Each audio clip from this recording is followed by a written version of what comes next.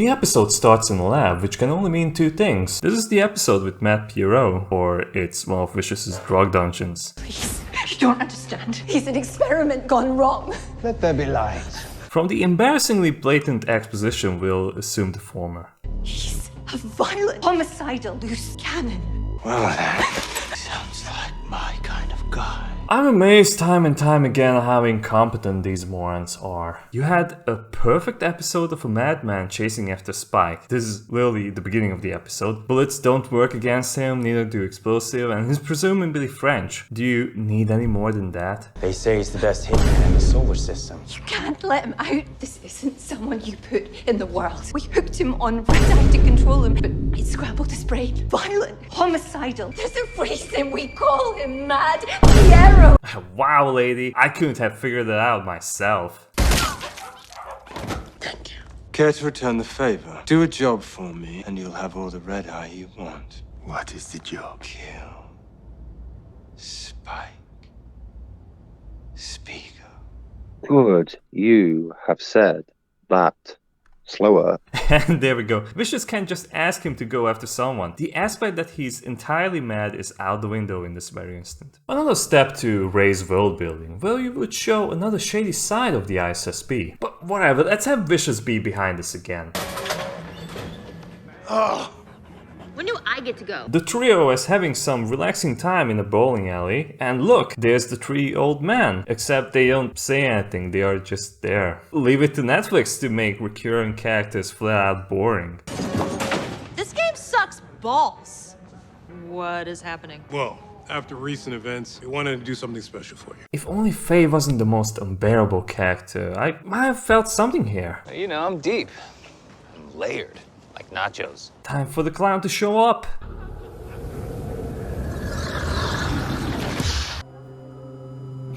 What the actual? That's what I was thinking. What the actual fuck? Mom, it's my time to play the Xbox. Oh shit! What? Getting a top hat and a cane is too much now? I mean, this is certainly a diet version of the character. The lighting of this scene isn't even close to what it used to be. It doesn't even try to be. It's so half-assed. Why is the camera still in this angle? You're filming an action scene. This is the moment when you need to cut to a different shot, but because of how mind-numbingly dull the fight choreography is, both Spike and Jet are just shooting from cover. Run!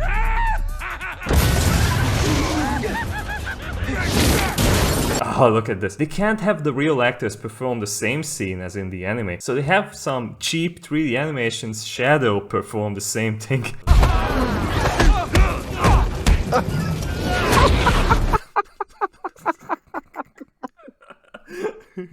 Oh my god, that's fucking pathetic. It looked like something from Tekken from PS1. Vicious sings his regard. We're still on this thing? Now Spike has to lie about the fact that he knows this vicious fellow. And as you would have guessed, this goes really well. Die.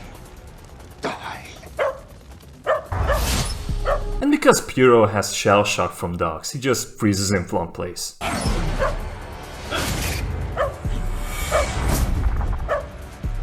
We gotta move. No shit! Instead of just some momentary confusion, he's just letting them go.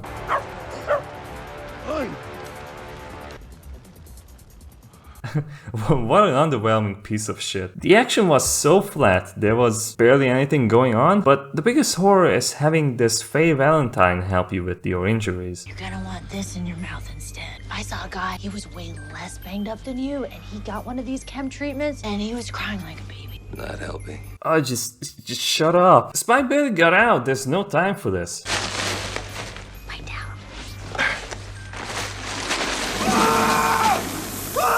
That's me watching this show. Hey, where are you going? To talk to someone to help me figure out who this maniac is. Let him sit in the solution for 15 minutes, wrap his arm, and get him in bed. In the real Bebop, we just have a hard cut to Jet having a discussion with Bob, his closest contact. But you know what to expect now, don't you?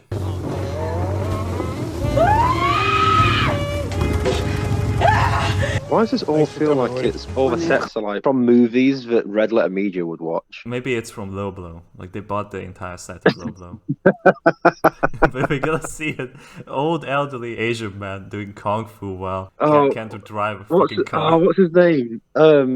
Cameron A Mitchell. Tums Festival guy. Cameron Mitchell. Yeah, I'm just gonna see Cameron Mitchell sat down in the corner somewhere.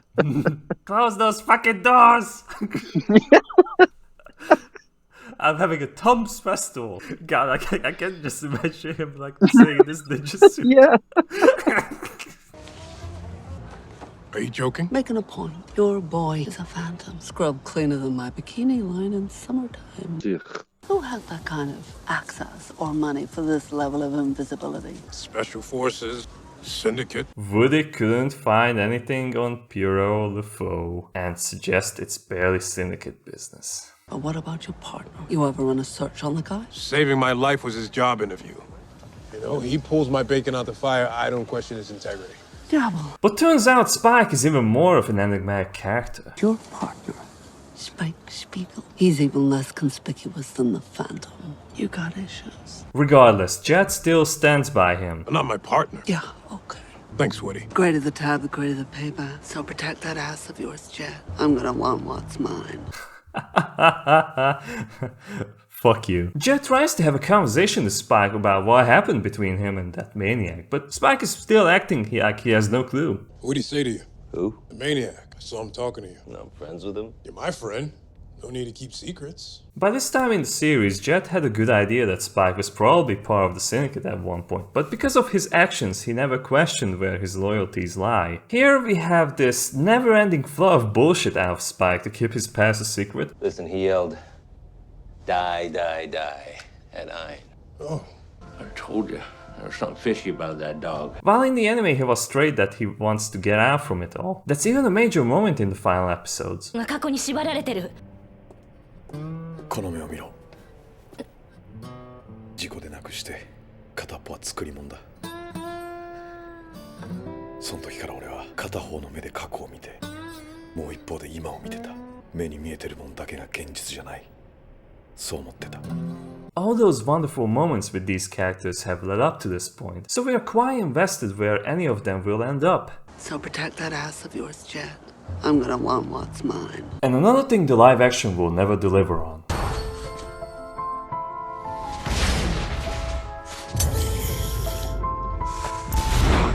More exposition about Pierrot. Nothing can be left to the imagination. Now the amusement park is abandoned and obviously looks like a cheap CGI effect. Come on, Spike. The guy said something to you. Who is he? That's what I'm trying to find out. And how about this? Ein was one of the dogs used during the experiment on Matt Pierrot, so he can just use him to communicate with people. You can look into this guy all you want, and I'm telling you, you're gonna come up empty. You can tell me if you know this guy. That's the thing. Spike Spiegel, you will face me or see all that you love destroyed. You have 2 hours, or the killing begins. Jet is still suspicious that Spike is lying to him, but he lets go of this, so we can go back to this clown. The dog plays movies from his eyes.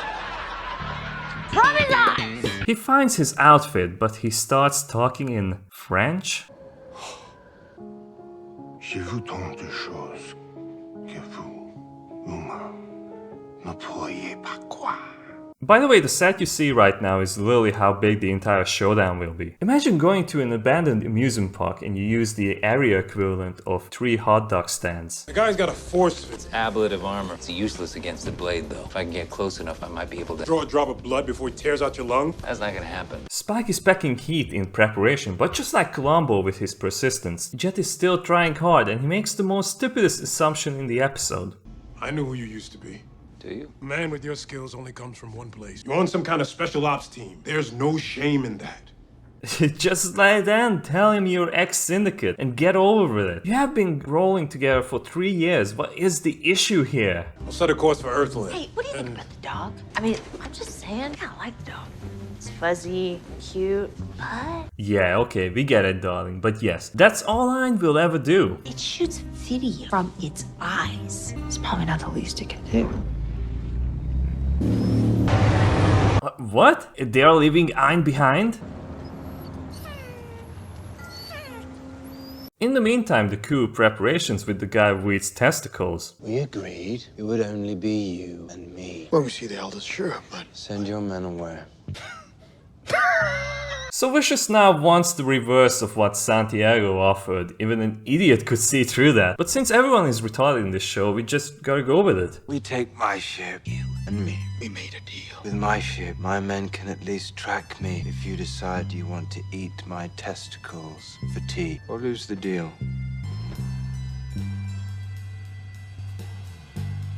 Scribe! Still not as bad as the nursery rhyme Jet made to tell the strategy against Matt Pierrot. Phase 1. Spike takes his ship from the bay, flies down to the park, walks the rest of the way. Oh, no, just stop.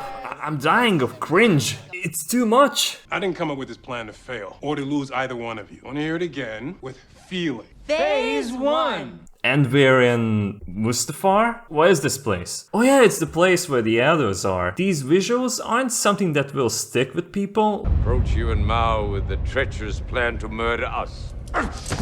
He did, Your Excellency. Vicious is brought before the elders in shackles by Mao and Santiago. All according to plan. Treason. By his own weapon. Well, something unexpected but perfectly fitting to the worst character of this show. You should have known better, Vision. Or is it now?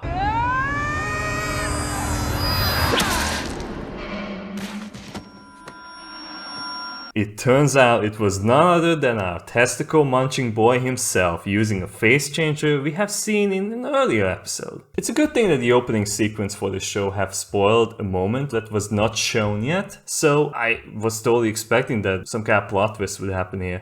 You shouldn't have made Julia sing. Ladies and gentlemen, behold, Vicious versus the elite guard of the Syndicate. I really don't want to dig up these terrible memories, but I'm having awful memories of the Last Jedi throne room scene, and not just because it's poorly executed, but I think this scene was inspired by it. What? Seriously? Okay, he's dead. No. That's his spine. Yeah, no, but he just been stabbed in the spine. That's. Yeah, but he pulls it out himself. Oh. Oh my god. Didn't the Last Jedi do this shit too? Yeah, there's a guy. This is the same shit. Like the guy in the background, he could just like fucking stab him again. Yeah, he's also doing a lot of movement for a guy who's been stabbed in the back, but okay.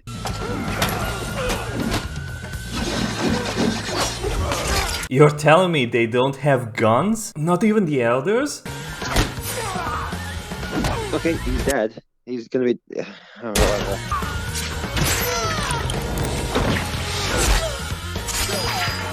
Why do they even have women, like very skinny women, performing in this shit? Why do you even have women? Why women?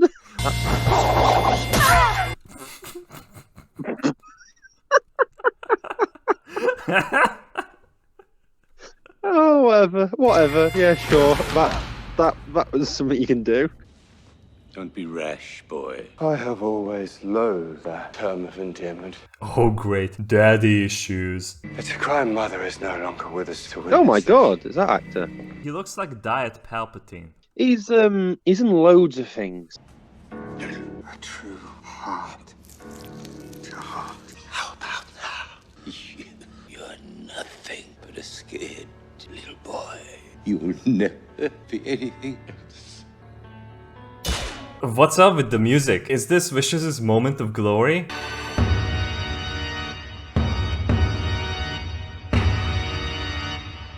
The dumbest fight scene in history. And he drops the Batman into the sinkhole. They are still reciting the plan. What else am I supposed to do with a canister of poison gas? I've had this stuff sitting on a shelf for years. I finally get a chance to use it on somebody who is... Fine. Forget I asked. It's quite incredible we have Spike, Jet and Faye, but there's not a single ounce of chemistry. Let's do this thing.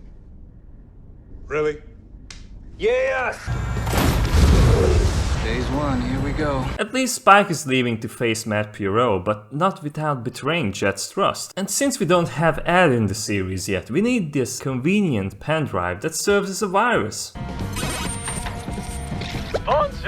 No, no, no, no! The length this motherfucker goes to hide his identity, all this time wasted on meaningless theories on why Spike is so secretive, it always ends up being in the front, no matter which episode you're watching. It wasn't the assassin. Spike did it? He really didn't want us to go, did he? No, he didn't. Think of how many different sides we get to know of these characters just by having them deal with a random bounty. What do we know of Spike from this show? He's sleazy, doesn't open up to his friends, if they are even his friends. Keeps telling lies to them, and quite a psycho who happens to be obsessed with another psycho. Tell Julia I'm sorry. Making her sing. I can't believe it. He still can't get it. Failing to deliver your head to her. Of course, why not drag her down too?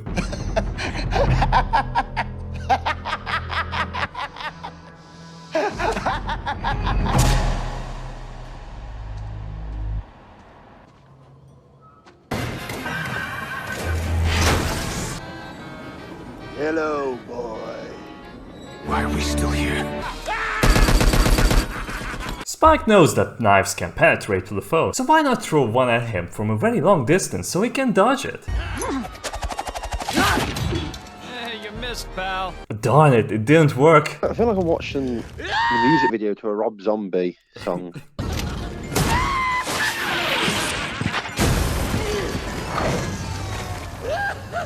But wait, Spike has just found a mechanical dog.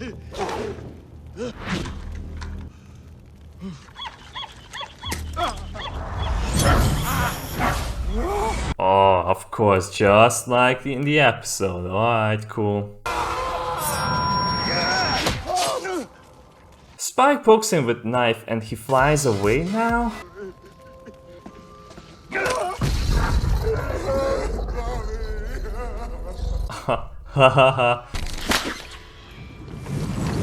Oh no, his thread with bombs on them is falling down. Look out, Spike! It can fall any second now.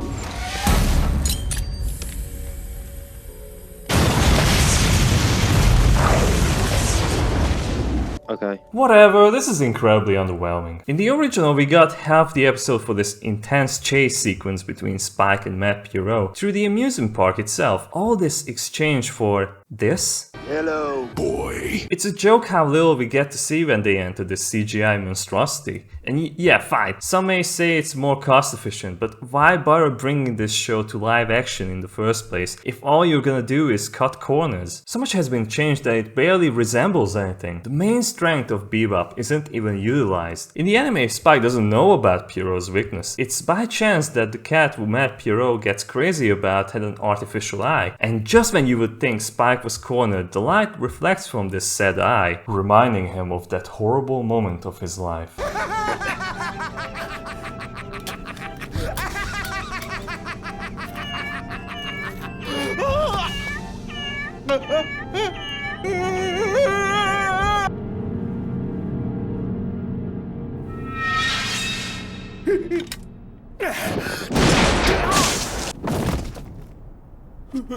This was entirely communicated through the visuals, because really, like, what else would you need? It's so easy to put the pieces together.